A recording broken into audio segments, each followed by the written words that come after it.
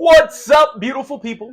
Welcome to daBudz. daBudz, brand new podcast. We're trying to get this thing off the ground.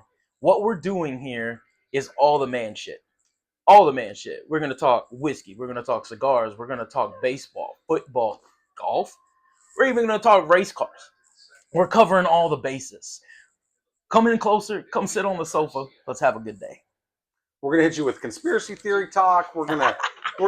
He left out basketball, hockey. We're gonna cover everything and everything going on in the world today.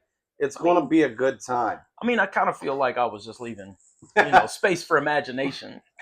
And we're gonna get you started right now with a bit alert. Every show or every other show, we're gonna come at you with the scumbag of the week. I'm pretty excited about this week. Next March, we're gonna take the scumbags from this year, seed them, and put them together in a March Madness style tournament that the fans will get to vote on through X, maybe a couple other platforms. And we're going to work a way to where people get to fill out brackets, maybe submitted to us. We're going to have prizes, maybe game tickets, maybe gift cards, maybe a meet and greet. We're going to have a good time with it. At the end of the year, we will determine who, in fact, is the scumbag of the year. Scumbag of the year. That's correct. And to start us off right now, our first scumbag of the week, I am sure when he finds out, he is going to be honored. Let's hope he's listening. Oh, yeah. Hey, let's get this to this man. Yeah. I want you guys to help us get this man.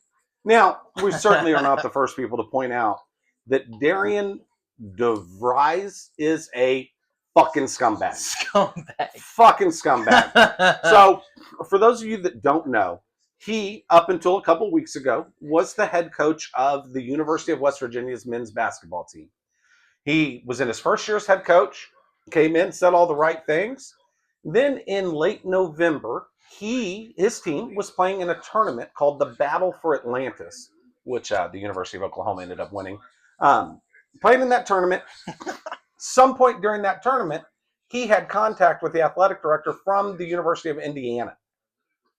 A couple days later, all of a sudden, his son gets a shoulder injury. Going to be out for 2 months in December. That puts him back in February. Beginning of February, they decide his shoulder's not healed enough. Now, this kid transferred when his dad got the job, got $1 million NIL deal. Come February, shoulder's not good. He's going to need surgery, out for the year. I don't want to question whether this kid was faking it, prolonging it. Maybe it didn't heal right. I don't know. That's not the debate. But out for the year. Now, this kid's a senior. Just keep in mind, he's a senior. He got hurt his 8th game of the year. In order to keep his red shirt, you got to play less than 9. So he's right on the compass. Gets to keep his red shirt. Has a year of eligibility left. Now, West Virginia, a lot of people feel like they got snubbed from the NCAA tournament. A lot of people. They should have been in. Including their governor. Right, yeah, their governor's suing people. Now, they should have been in, especially over North Carolina. That was a joke. They should have gotten in. They don't get in. The very next day, the coach takes the Indiana job, bringing not just his son with him, but also West Virginia's best player. This motherfucker, Lincoln Riley'd West Virginia. He LR'd him. Yeah, and it's real fishy. He meets with the Indiana AD in November. According to both parties, nothing business was talked. Son decides to have surgery like February 5th. February 7th, Indiana fires their coach. It just adds up. This guy, Lincoln Riley, West Virginia, and that was a young program on the rise, on the come up, in a pretty competitive Big 12. And he bulked them. Didn't he also bring one of their better players, not just his kid? Yeah, he's taking their top scorer. I forget the kid's name. Their leading scorer to Indiana with them. That's ridiculous. This guy's definitely a D-bag. Definitely. How are you going to leave your team in a lurch like that?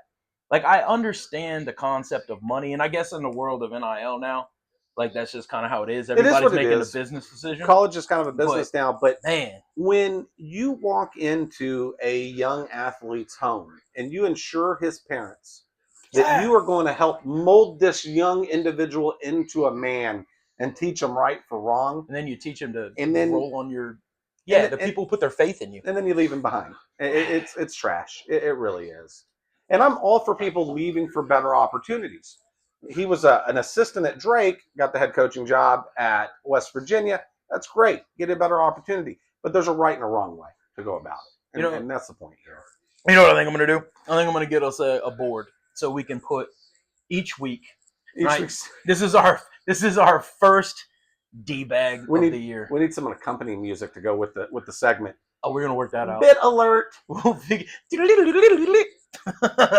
Like the news. This Rangers game is looking pretty good right now. Yeah, so right now we, like we said, we're all things sports. So in the background, we are watching the Rangers currently beating Boston 4-2. And we're going to get a little more in-depth in baseball here in just a little bit because we have actually a full season preview coming to you in just a few moments. But before we get into that, it is March Madness. As we speak, the Elite Eight is going on. And by tomorrow evening, we will know our Final Four. That is happening here in San Antonio. That's going man, I'm looking forward to that. But one crazy thing that I kind of noticed in the tournament this year, Sweet 16, right? The Sweet 16 consisted of 7 SEC schools, 4 Big 12 schools, and 4 Big 10 schools, and then Duke from the ACC. Yeah. What we're missing is Cinderella. So our question to you, as NIL and the transfer portal killed Cinderella, turned midnight, and that bitch turned back into a pumpkin. So we got two sides of this story. Now, I am kind of a proponent of there is no more Cinderella. And I think that's interesting because a lot of some Sports Illustrated writers thought the same thing. So Pat Ford from Sports Illustrated said, there is less novelty, less delight, less improbability to celebrate. If the gap between the haves and the has-nots has grown to the point where there is no longer a place in the Sweet 16 for St. Peter's or Loyola Chicago, or Oral Roberts or Nevada, all of whom were from 2018 to 22, we have lost something precious. Who was that, Pat Forte? That was, is that? Yeah, whatever. I don't know. He's a blowhard. Here's the thing about that, right? Oh, there's no more Loyola Chicago's, right? What happened when they made the Final Four? Oh, yeah. Their coach went to Oklahoma and said, later, Sister Jean. So I think... What's Sister Jean? I think we need to redefine what Cinderella is. Take a look at Jahani Broome. Jahani. You you talked me into it with this argument. But Jahani Broome was not recruited out of high school. Ended up going to Morehead State. Played a couple of years at Morehead State. And then transferred to Auburn, the #1 overall seed, where he's leading them through the tournament. They're playing in the Elite Eight. Probably going to be here in San Antonio in the Final Four, if my bracket holds up. That's our new Cinderella. We have to redefine how we look at it and say, hey, but here's a kid that's getting a shot on the big stage that's now going to go on maybe be a lottery pick that would have never had that opportunity if it weren't for this new age where we get to pay players, and players essentially have free agency every year. College sports now is a 1-year contract. That's all it is. And until you get to that thinking, you're not going to enjoy it as much as you used to. Well, and NIL is forcing us to have to redefine these things, right? It's forcing the issue. So to your point, you have to rethink the Cinderella concept. And I think everybody wants Cinderella in their sports, right? That dark horse, right? They want that kind of underdog in their sports. But to get that now, you are going to have to redefine that. Because to your point, it's not going to happen, or to their point, it's not going to happen with schools. But to your point, we can look at it as individuals. Yeah, absolutely. And that's really that's really what it is, right? So you can look at the tournament and go, oh, you know what? It hasn't been as much fun this year because, who was the big Cinderella this year? Arkansas. They were a 10 seed, made it to the Sweet 16. Yeah. Nobody wants that. Nobody wants Arkansas to be your Cinderella. Yeah, Arkansas. So, no, trust me. I get it. I loved seeing those small schools make those runs. Yeah. I was really hoping Grand Canyon would be that school this year. But we're in a new era. We're in a new day and age. Yeah. And it's not going to happen the way it used to. And it's not going backwards. This is the thing. The money is in play. Kids aren't going to let it go backwards. The coaches can't. They have no control over the situation, and the universities are not going to touch it. Like, they want it this way. So, yeah, no, the whole landscape of college sports has changed significantly. We've got to start changing the way we look at it, for sure. Yeah, 100%. 100%. But, again, you can find those diamonds in the rough. Look at Kentucky as well this year. Their entire starting lineup came from other schools. Not all came from the lower mid-majors. You know, they have a couple kids that transferred from a little bit bigger schools. Again, we're back to the one-year contract thing. We're done with the day where you can watch a college football or basketball team and get to know a kid for 4 or 5 years. It's just over. And it is what it is, but the sport's still fun. There's still value there. Absolutely. And entertainment, right? You know, it's kind of interesting. I think there's a little crossover there in that, you know, if you think about the football coaches that are leaving because of the activity in the transfer portal and then NIL on top of it, right? Coaches are evacuating their position in football because they don't want to deal with it. I wonder how long before you start to see the same thing in basketball. Well, it's already happened. Is it? Coach K's not at Duke anymore. Okay. Roy Williams retired a couple of years ago. We don't have as many big-time coaches left. Now, we still got Pitino at St. John's, Calipari at Arkansas, those type of guys that have been around for a while. But I think it's telling that Pitino went to St. John's, right? Like they're known as a basketball school, so they're going to invest NIL in their basketball. I don't even know that they have a football huge team. Market, are they? Yeah, New York City. Yeah, they don't get a lot of play in New York City, though. I mean, this year they did. They won the Big East easily. Yeah, I guess that's true. Or number 2 seed in the tournament, just got upset early. Yeah, I guess they are doing pretty well this year. The 7th inning stretch. Okay, we're on to the 7th. Rangers up 4-2. What did I say? Deep fried what? I didn't see it. Oh man! But they have, dude. They have a boomstick burrito at the Rangers game this year. It's on like a 20 boomstick. It's on a 26-inch tortilla. Yeah. It's like $35. Bro, that's not a tortilla. That's a blanket. Come on. What was that little dribbler? Yeah. Well, I think now's a good opportunity. Jump into some hardball, stickball. Let's jump into some stickball. Let's talk about, what's that preview look like? So, hey, real quick too, we're talking about baseball. You need to follow us on the socials. Since Thursday, I have been red hot. I'm up 4 units in baseball. That's true. It's incredible. Again, having a great day today. And I post them on X every day. I'm going to try to get at least 3 baseball picks out a day through the summer, leading us into football. I may even throw in some basketball action here and there. But baseball's where it's at. My favorite bet right now is the first inning no runs bet. It's a tough bet. 6 outs. It's a white knuckle 6 outs, hoping that a run doesn't score. But if you do the right research, you can find some value and some money there. And I am posting those picks every day. Today I posted a 3-team parlay. We've already hit the first 2 legs. So jump on the X. It's at daBudz. daBudz. And we will we're gonna break the bank. We're gonna break the book this year with our baseball picks leading into football. We have access to all the research, all the inside information. We got you. We got you covered on our socials there. I kind of wanted to get this show in yesterday because you were a little depressed earlier this week. Had a rough opening day. I typically like to bet 5 to 7 games a day at the most, right? I was so giddy for baseball to start. I think I bet 15 games Thursday. A couple props, over-unders. It was crazy. Didn't you bet a bunch for the Super Bowl as well? Just kind of went nutty. Oh, yeah, I went crazy on the products. I won money on the Super Bowl.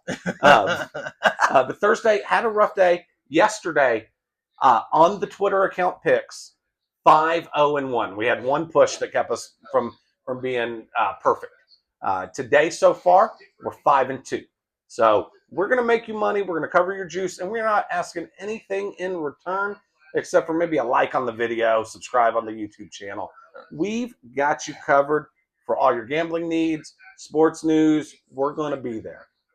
Now, I talk shit, but honestly, he does pretty well on a pretty regular basis. But here's the deal. I'm always going to talk shit when he loses. Oh, that's yeah, just the thing. It's just a thing. That's a thing. And if he would, take his panties off and actually bet on a game, I'd have the opportunity to do the same. I'm too lazy to set up the site. Well, let's jump into baseball. Bro, did you do award winners? Bro, I free ball. Award winners. No, I did not do the award winners. Okay. I didn't get that far. I did, and it's actually perfect because my American League MVP is up to bat for the Rangers right now. I know you guys can't see it. Well, let's talk about your picks. My American League MVP is Corey Seager. He arguably should have been the MVP 2 years ago in 23 when he was the World Series MVP. Yeah. He is phenomenal. Who was it I'm that expecting. Year? Sorry, I'm throwing you off. I don't remember. Okay. I'm expecting. Oh, it was Ohtani. I knew you because he was still with the Angels. I'm expecting 45 plus home runs, 120 RBIs, probably 320 batting average. He is incredible. He's 2 for 3 today. So that's my American League MVP. For the Cy Young, I'm going Skubal from the Tigers. He got roughed up on opening night a little bit. He was facing the Dodgers. That's the best lineup. That's the best lineup since the 27 Yankees. Yeah. If you know, you know, right? Like it is what it is. It's a hard. We're gonna actually jump into them right now because my National League MVP. So I've got my American League Cy Young Award winner going back to back. He won it last year. I think he's winning it again this year. My National League MVP is going to be Shohei Ohtani, right? Yeah, he's got to be. He's going to drop 40 to 50 bombs. He's going to steal 40 bases. And he's going to pitch again this year. So he's going to mix in a couple wins. Didn't he have 2 or 3 in his first game? Like 2 or 3 home runs? No, he had at least one Thursday night. Yeah. I think he had another one Friday, maybe. The guy just came out. I know Mookie Betts had a couple for him yesterday. But anyway, that was actually one of the bets on the Twitter page that Betts would hit a home run. He hit 2. Doubled your money. But anyway, Shohei is my National League MVP. Shohei is... he's unstoppable. He is the greatest thing we've seen in baseball since Babe Ruth. I mean, it's just ridiculous the numbers he puts up. He does it on the mound. He does it at the plate. He does it with injuries. Yeah, he does it with injuries. Yeah, I mean, he hit 50 home runs after having Tommy John surgery. I know Tommy John, it affects your pitching, but I would think, right, with the mechanics of hitting, it hurt a little bit. It's got to. It's not comfortable. Yeah. Yet he gets it done. The old school seam heads, guys like my dad, they are not big on Shohei because he's DHing, right? But he's also going to take the bump every 5th day.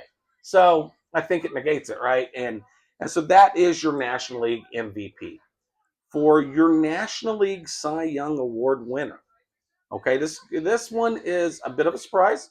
I think for a lot of people. When I was going through a lot of the national publications, I didn't see him as the front runner, right? But I'm going with Zach Gallen from the Arizona Diamondbacks. I've got the Diamondbacks winning a wild card spot. Nobody's winning the West but the Dodgers. I got the Diamondbacks winning a wild card spot, and I think Gallen's 20-game winner this year. I really do, man. He's got electric stuff. He's phenomenal. He led the Diamondbacks, or helped. It was a big part of the Diamondbacks making the World Series 2 years ago when nobody saw it coming, right? And so I think that's your National League Cy Young Award winner. We're going to jump into divisions? Yeah. All right. Me first? Yeah, go for it, man. Let's do AL East. AL East. I've got Boston. Yeah, me too. Honestly, a lot of this is going to be pretty standard. So AL East, I've got Boston.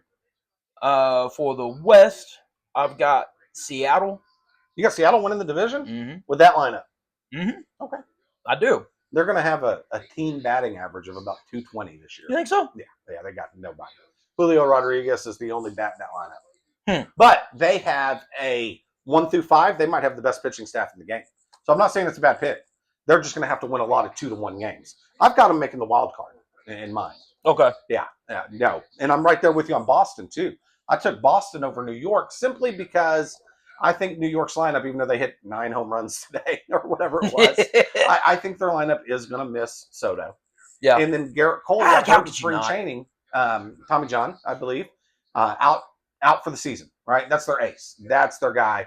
And so with that, I think that Boston, with what they did in the offseason, signing Bergman. Funny thing, I was watching this Rangers game. Every time Bergman comes up to bat, the crowd shits all over him because they remember that he was an Astro. That's it. That's it. He played for Houston. Yeah, we hate him. Look, I mean, he's got some time before he outlives that stink. Yeah. I think the only Astro Rangers fans have ever liked is Nolan Ryan and Lance Berkman, because they both came through the Rangers for a little bit. Yeah. Now, I don't know, man. I do think that the pitching staff for Seattle is going to pull them out of a lot. Yeah. They're going to have to win 2-1 ball games. 1-0, 2-1. Yeah. A lot of shutouts. Yeah, exactly. And so far, and I've got them today in a parlay. So I don't hate it. But they did. They've opened up with Oakland so far, and they've split the series 1-1. Oakland beat them on opening day. Yeah. And that's actually, I wanted to bring that up because it's fun to crap on Oakland, right? They're playing in a minor league stadium in Sacramento. Their owner doesn't like to spend money, and they've always kind of been the heel. Yeah, and Canseco. Like literally, I think it was 2 years ago. If you bought MLB The Show, you literally spent more money than the Oakland Athletics ownership did.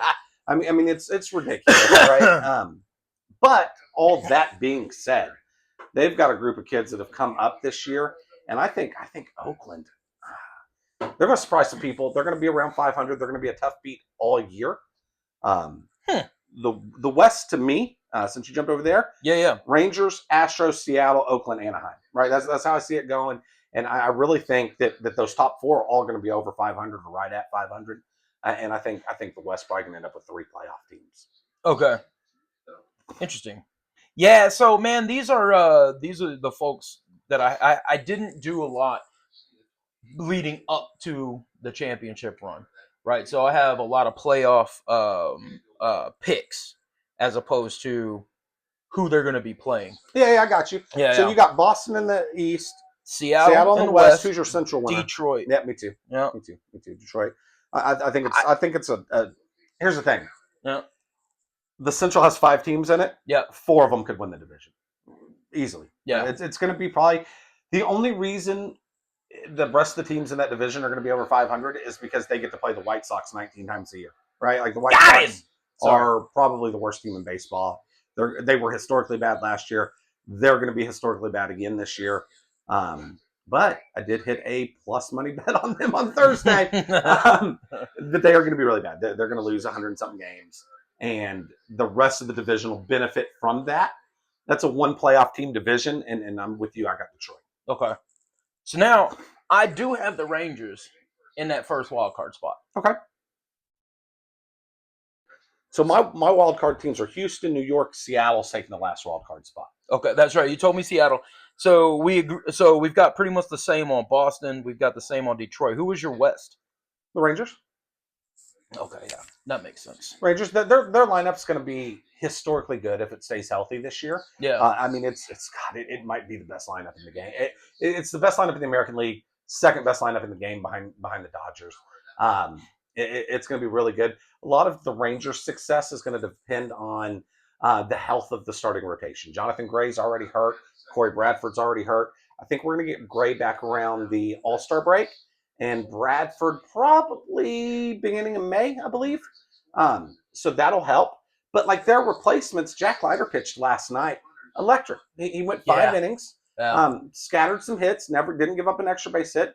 I think he only walked 1 or 2, struck out 4 or 5, throwing a 98-mile-an-hour sinker. I mean, it was electric. It was good to see. His dad was a pros pro.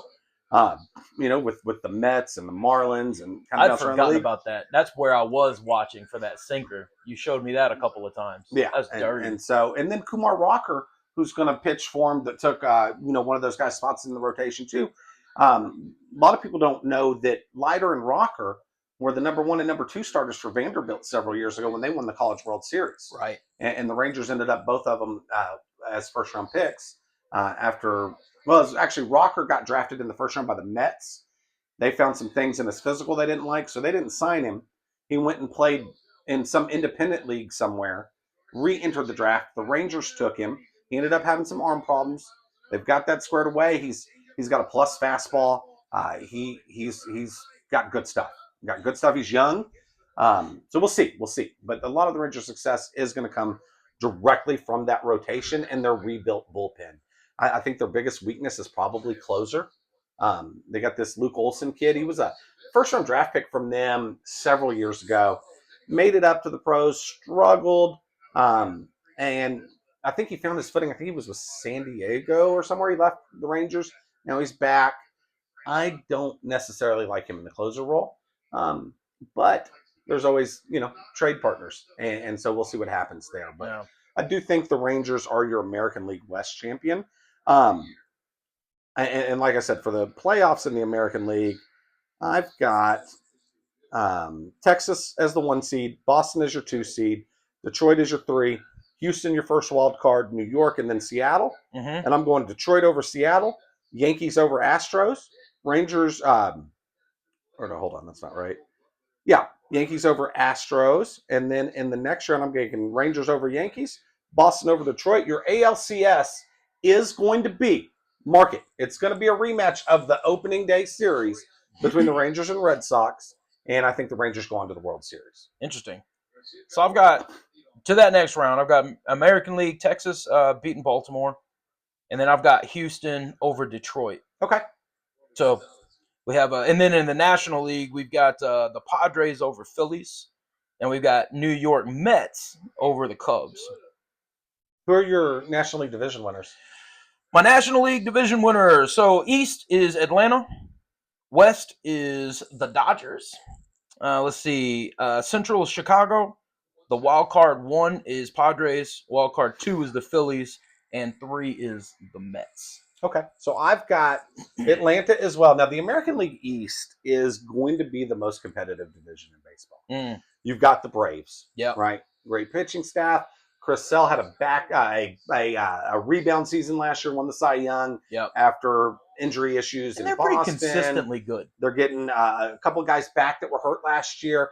Atlanta's going to win the East, but in that East, you've got the Mets. Right. They spent all the money this year. Yeah. They gave Soto almost $1 billion. You've got the Nats, who I've got finishing 3rd in that division. I've got the Phillies finishing 4th in that division. Okay. The Phillies have been a October mainstay the last couple of years, and I've actually got them missing the playoffs. I think age catches up to that team. You think so? I really do. Okay. Their core players are all in their mid-30s. In the Central, I've got the Cincinnati Reds. A little throwback to the Big Red Machine. I think Cincinnati is set themselves up in a position to be very good for the next several years. And then, of course, the West is the Dodgers. And then I've got the wild card here, Arizona, the Mets, and the Padres. So I actually have 3 teams in from the National League West and 3 teams in from the AL West. Again, the West is loaded and the East is loaded, but I think that's how it comes down. And then I'm going to go Pods over Reds, Diamondbacks over Mets, and then I think the Diamondbacks upset the Braves in the divisional round. Really? And the Dodgers beat the crap out of the Padres. Dodgers, Diamondbacks, NLCS. The Dodgers probably win it in 4 to 5 games. And then I think our World Series is Dodgers versus my Rangers. And it hurts my heart to say it, but I think the Dodgers are going to be your 2025 World Series champions. That's rough. Back-to-back Dodger championships. That team's too good. They went out. Their bullpen was good last year. Yeah. Not great. They made it better in the offseason. Yeah. That lineup's still great. Besides Ohtani, right? Ohtani's who everybody knows, who everybody talks about if you're just a casual follower of the sport, right? Mookie Betts is a superstar. Mookie Betts is top 5 player in baseball. Easy. And he can play almost any position on the field. Yeah. With maybe the exception of pitching and catching, right? Like that's the only place you're not going to put him. Yeah. And he's a guy that could go 40-40 easy. They've still got Freddie Freeman at first base. Never will forget that walk-off grand slam he had in the World Series last year. It was a huge moment with everything he dealt with last year, losing his father, some health concerns with I think his son, and so that was a fantastic story. Who did you have beating the Diamondbacks? I had the Dodgers beating the Diamondbacks in the National League Championship. Yeah, that makes sense. Yeah, they're not going to upset the Dodgers. No, I think the Diamondbacks are a good team, and I think if the Diamondbacks were in almost any other division, they would win it, right? They would win their division, but they'll have to settle for a wild card this year. Yeah.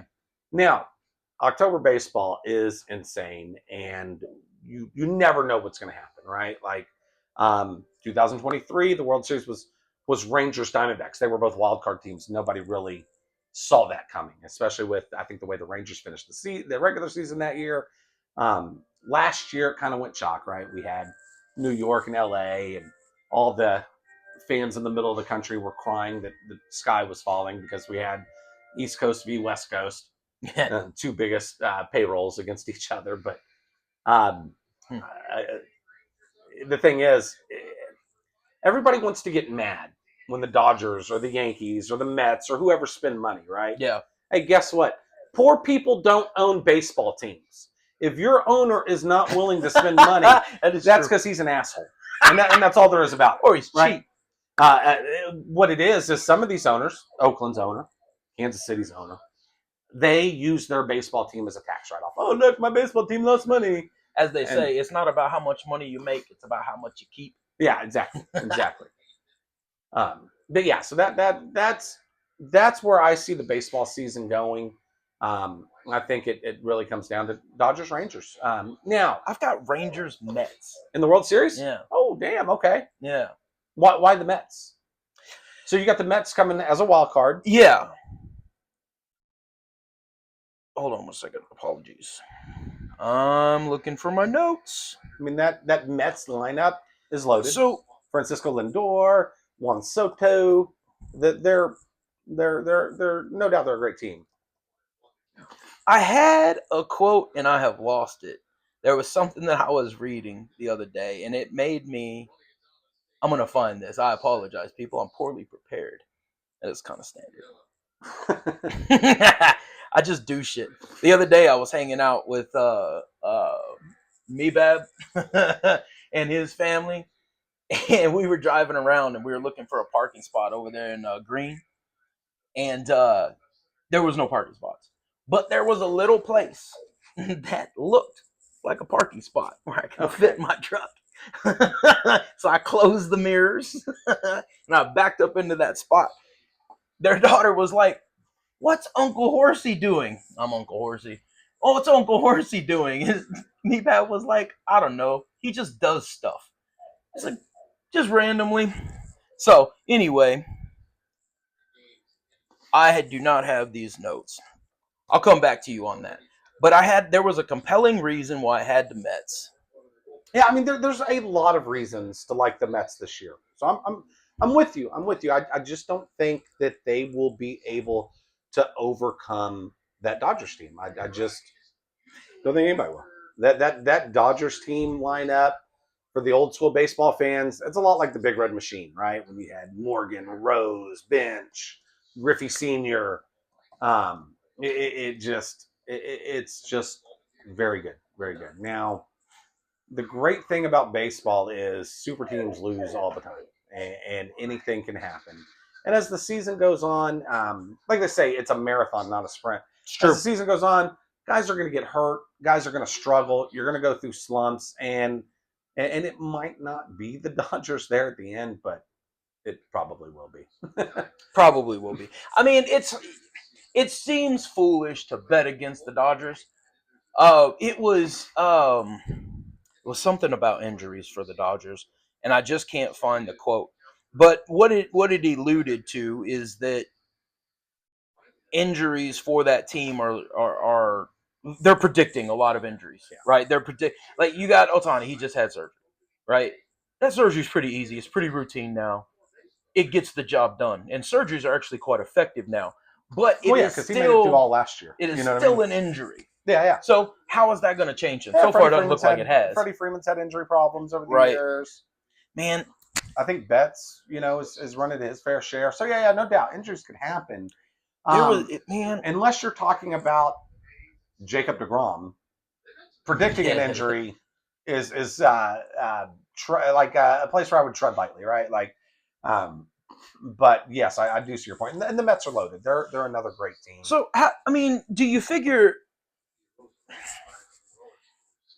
I don't know that they're going to have many close games, but if there are close games, can their pitching staff pull them through those? You think so? They made their bullpen better. They made their bullpen better in the offseason, and their rotation's good. So they've got, what's that name? Trinan? Yeah, Trinan, Phillips, Scott, and Kopech. Like the Dodgers starting rotation, right? You got Blake Snell, former Cy Young Award winner. Tyler Glasnow. Shohei Ohtani. Clayton Kershaw. You right? Gavin Stone's good. Actually, Gavin Stone's on the injured list, so is Kershaw. But their starting rotation is good. Their bullpen, they went out and they signed Kirby Yates, that was with the Rangers last year. He's going to strengthen their 7th, 8th inning, right? Yeah. So the Dodgers, they're going to go out. They're going to get a lead. Their starters are going to go 6, and then they're going to go Yates in the 7th, this guy in the 9th, or this guy in the 8th, this guy in the 9th. Like they've got a shutdown pen. They really do. So one of the things that I was reading, and I was able to find it again, was that those Tanner particular Scott, that's the kid's name I couldn't remember. Those particular pitchers have some history of meltdowns, and right now they haven't been getting the production that they wanted out of them. Right, so and it's really early, but got him on the hand. 93 miles an hour on Adolis Garcia's hand. Man, he almost took a shot to the head the other day. Now this is after today. Hold on, real quick, gonna catch y'all up. Garcia was 3 for 3 coming into this at bat with 2 doubles and a home run, and has 3 of the 4 Ranger RBIs. Maybe you went inside on purpose. Yeah, maybe you went inside on purpose. Definitely this is after Boston hit Jake Berger after Garcia hit a double. I didn't even think about that. He absolutely went inside on purpose. Look at that. Yeah, he set it up inside. 4-seam fastball. No, the catcher's mitt was set up outside.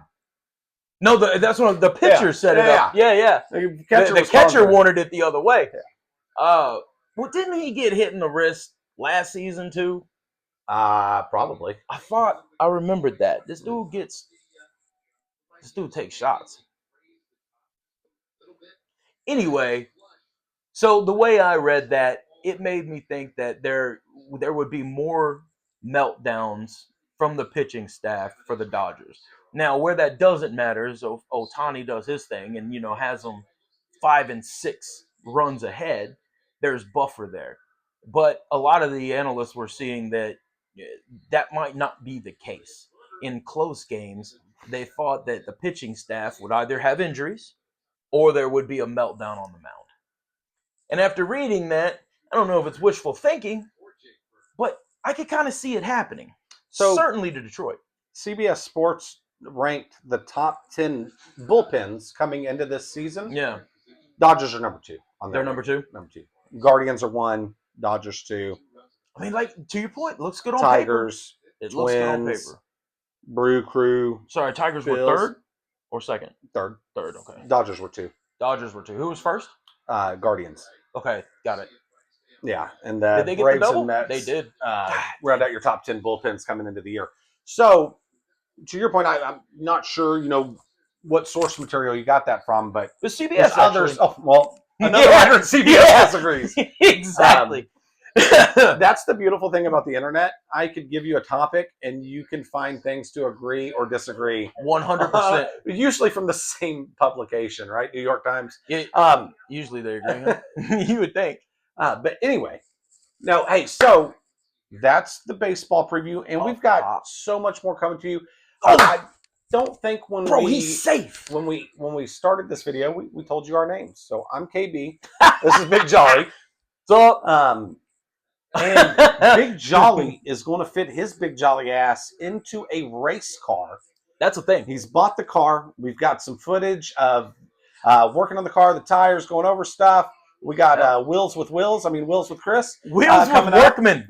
Wheels with Workman. He's going to teach us how to set tires onto the rims, and he's going to teach us a little bit about stagger. Again, we're going to talk about man shit. So we're going to have that video up on the Twitters, the X's, I guess it is now. X, TikTok, Insta, Facebook. We still got to get a few of those set up. But yeah, we're going to get all that for you. But even better than that, we're going to take you on this journey. My first race. Big Jolly. We got GoPros we're setting up in the car. Yes, we do. We are going to do events out at the track. I will host because he'll be busy. But yeah, it's going to be a good time. And that's just another journey we're going to take you on this year. Coming up this week, we're going to sit down and record a very comprehensive Final Four preview. Yeah. It's in our town. We're in San Antonio.